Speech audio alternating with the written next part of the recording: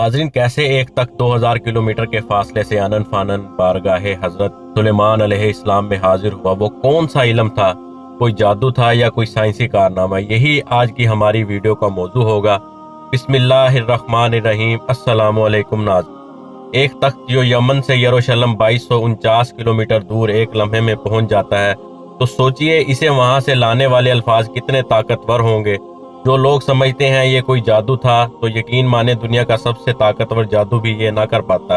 आज की जदीद टेक्नोलॉजी में ये मुमकिन है, जब हजारों किलोमीटर दूर एक पैगाम एक क्लिक पर एक सेकंड में पहुंच जाता है। तख्त पहुंचने की स्पीड इससे भी कहीं ज्यादा थी, क्योंकि इसके पीछे कोई साइंस या जादू नहीं, बल्कि वो अल्फाज थे जो इस दुनिया में मौजूद हर चीज से भारी और ताकतवर हैं। मलका बल्कीस को जब हजरत सुलेमान अलैहिस्सलाम का पैगाम मिला, तो वो आप अलैहिस्सलाम के पास जाने के लिए यरूशलेम रवाना हुई, लेकिन जाने से पहले अपने तख्त को एक ऐसे कमरे में लॉक कर दिया जिसके आगे 7 कमरे थे। इस तख्त तक पहुंचने के लिए पहले 6 कमरों को खोलना पड़ता, जिसकी चाबियां सिर्फ मलका बल्कीस के पास।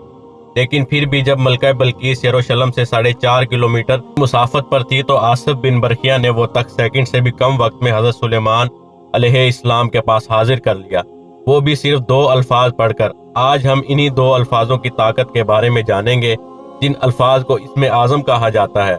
कुरान मजीद में जिक्र है, इस शख्स यानी जिसे कई उलमा आसिफ बिन बरखिया कहते हैं, इसके पास किताब का इल्म था।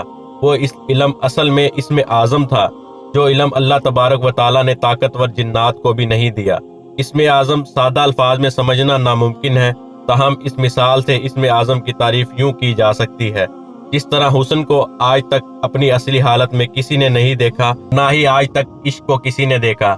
इसी तरह अल्लाह के 99 नामों के अलावा जितने नाम है वो अल्लाह ताला की सिफात है, ना कि बज़ाहत खुद अल्लाह और अल्लाह की ज़ात तक पहुँचने का नाम इसमें आजम है। अहले तशरीह के मुताबिक अल्लाह के इसमें आजम के 73 हरूफ हैं, जिनमें 72 जाहिर हैं, और अल्लाह ने बस इल्मुल गैब में हमसे एक हर्फ पोशीदा रखा है, और वो एक पोशीदा हर्फ अल्लाह ताला ने आसिफ बिन बरखिया को अता किया।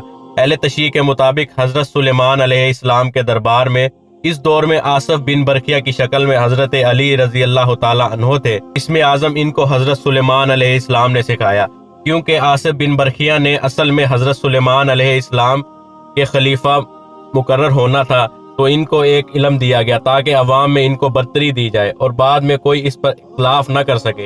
यानी शिया अकीदे के नजदीक आसिफ बिन बरखिया असल में सुलेमान अलैहिस्सलाम के बाद इमाम बने। वो एक खास इल्म रखते थे, और बाज के नजदीक वो हजरत अली करमुल्लाह वजहू ही थे। इस दौर में वो आसिफ बिन बरखिया कहलाते थे। अहले सुन्नत इस बारे में मुख्तलिफ राय रखते हैं। इनका मानना है कि वो हजरत अली रजी अल्लाह ताला अन्हो नहीं हो सकते। अल्लाह के एक ऐसे बंदे थे जिनको अल्लाह रब्बुल इज्जत ने ईमान की दौलत से माला माल फरमाया था।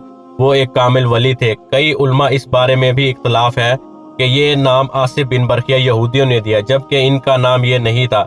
इस हवाले से किसी और वीडियो में बात करेंगे। अहले सुन्नत का मानना है कि जब आसिफ बिन बरखिया ने मलका बल्कीस का तख्त हजरत सुलेमान अलैहिस्सलाम के पास लाने का इरादा किया, तो उन्होंने कहा, या हय्यू या कय्यूम। हजरत आयशा रजी अल्लाह ताला अन्हा से मरवी है, एक हदीस में है कि आप सल्लल्लाहु अलैहि वसल्लम ने इरशाद फरमाया, वो इसमें आजम जिसके साथ हजरत आसिफ बिन बरखिया ने तख्ते बल्कीस उठाने की दुआ की थी, वो या हय्यू या कय्यूम थी। अल्लाह ताला की सिफात या हय्यू के मुतल्लिक एक आलिम दीन का कौल है, हई वो ज़ात है जो तमाम अमूर अंजाम देती है, इसका इतराक करती है। जो शख्स इसे कसरत से पढ़ता है, इसका हर मुर्दा काम में जिंदगी पड़ जाती है, इसका दिल हमेशा जिंदा रहेगा, इसकी रूह अपने पैदा करने वाले की तरफ मतवज्जे रहेगी। तो क्या इसमें आजम या हय्यू या कय्यूम ही है? इस बारे में इख्तलाफ है, क्योंकि इसमें आजम वो हरूफ हैं जिन्हें अल्लाह ताला ने पोशीदा रखा। तो अल्लाह के किसी भी नाम के बारे में ये कह देना यही इसमें आजम है, ये दुरुस्त नहीं। अबू अमामा रजी अल्लाह ताला अन्हा से रिवायत है, वो कहते हैं, रसूल अल्लाह सल्लल्लाहु अलैहि वसल्लम ने फरमाया, इसमें आजम 3 सूरतों में है, सूरत बकरा, सूरत आले इमरान, सूरत ताहा। जब हमने इन सूरतों में तलाश, वो अल हय्युल कय्यूम है। अल्लाह के 99 नाम सब के सब अल्लाह के ताबे हैं, जिसके साथ मिलकर पूरे 100 हो जाते हैं। जन्नत के दर्जात भी 100 हैं, चुनाचे हदीस शरीफ में है, जन्नत के दर्जात भी 100 हैं, और हर 2 दर्जों के दरमियान 500 साल की मुसाफत है। मैं हसना के बारे में फरमाया, जो शख्स इन्हें याद करेगा वो जन्नत में दाखिल होगा। तो मालूम हुआ कि इसमें हसना की तादाद जन्नत के दर्जों के बराबर है। अल्लाह के नाम के इसमें आजम होने की यही दलील बताई जाती है। باقی تمام نام اس نام کے تابع ہیں۔ جو شخص اللہ تعالیٰ کو اس کے کسی نام سے پکارتا ہے تو اس میں اس شخص کا حصہ شامل ہوتا ہے، مگر اسم اعظم کے ساتھ پکارنے میں اس کا کوئی حصہ نہیں ملتا، کیونکہ وحدانیت میں کسی کا کوئی حصہ نہیں ہوتا۔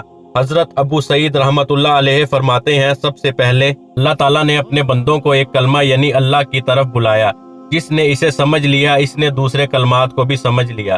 اس لیے اللہ تعالیٰ نے یہ فرما کر اہل حقیقت کے لیے کلام ختم کیا، پھر خواص کے لیے عہد پڑھا، پھر اولیاء کے لیے اتنا اور فرمایا، اللہ الصمد، اور پھر عوام کی خاطر اسے پورا کیا۔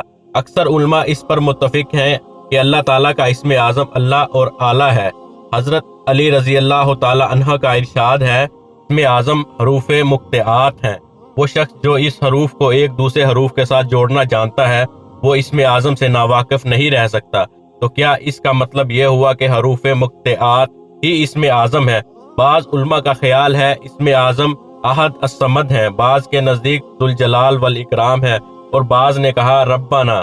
اسم اعظم کے سلسلے میں مختلف روایات بیان کی گئی ہیں، جس سے یہ نتیجہ نکلتا ہے جو شخص بھی اسم اعظم سے باخبر ہو جائے تو وہ نہ صرف یہ کہ اس کی دعا قبول ہو جاتی ہے، بلکہ وہ شخص اسم اعظم کے ذریعے اس دنیا میں بہت سے عجیب و غریب کام انجام دے سکتا ہے۔ لیکن اللہ کے ناموں میں کون سا نام اسم اعظم ہے، اس سلسلے میں واضح کچھ نہیں کہا جا سکتا۔ جیسے قرآن مجید میں ان حروف کو متعاطیات میں کسی کو خبر نہیں کہ قرآن میں ان کا ذکر کیوں آیا ہے، اس کا مطلب کیا ہے، اس حوالے سے ایک اور ویڈیو میں بات ہوگی۔ اجازت دیجیے اس امید کے ساتھ کہ آپ کو ہماری یہ ویڈیو پسند آئی ہوگی۔ اس طرح کی اسلامک انفارمیٹیو ویڈیو کے لیے ہمارا چینل انفو اسلامک @ فرحان شاہ کو سبسکرائب کریں۔ اللہ آپ کا حامی و ناصر ہو۔